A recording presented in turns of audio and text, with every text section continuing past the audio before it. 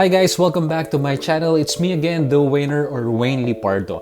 This is the part 2 of our vlog featuring Cafe Ysabel.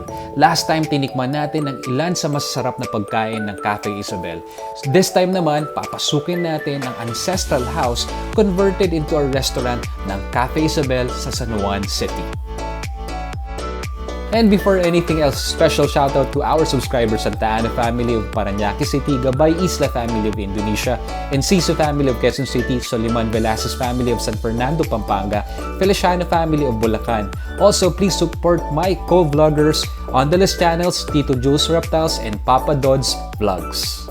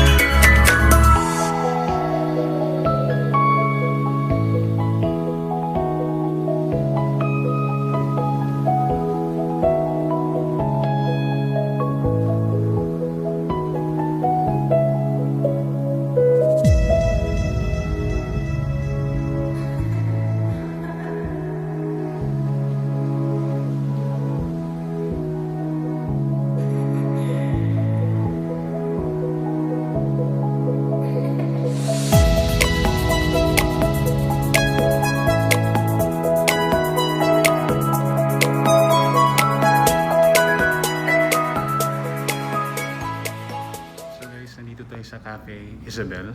So this is one of a perfect example of an adaptive reuse because this is a heritage house and it was actually converted into a restaurant. So right now, nandito tayo sa balcony. Unfortunately, hindi kasi pwede mag-dine-in. Nasa MECQ right now. Tayo dito sa Metro Manila sa NCR kaya sa labas ginaganap.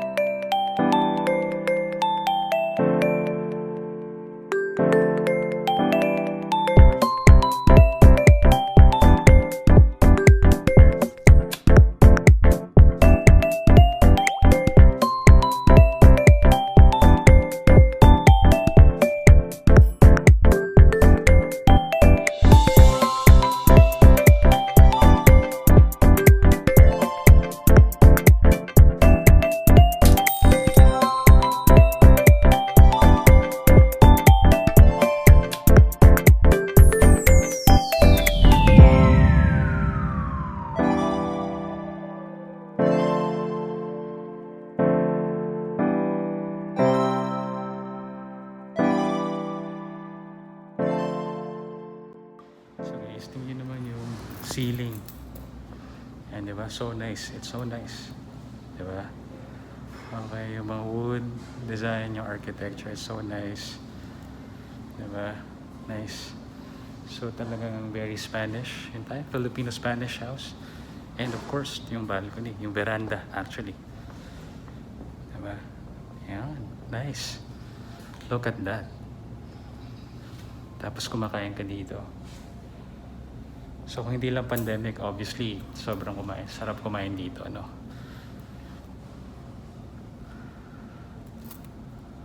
Medyo mainit lang because patay yung aircon. Of course, for safety purposes.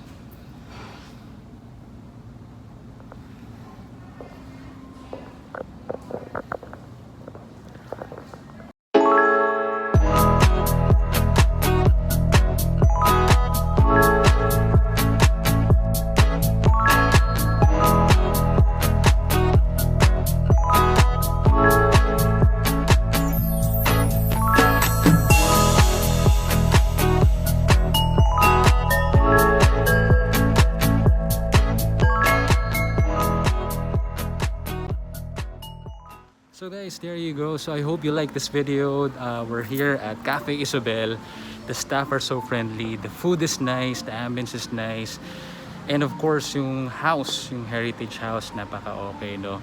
So I had a small talk with our kitchen manager, Christine, earlier. And then also, we had the opportunity to meet Chef Jean kanina. Nagpa-picture kami, no?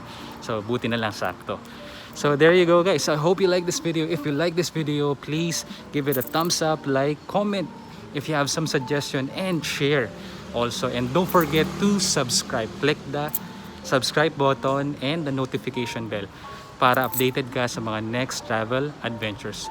So if you like cafe, food trip, heritage tour, hotel tour, lahat, please don't forget to like, comment, and subscribe because here, you're the winner.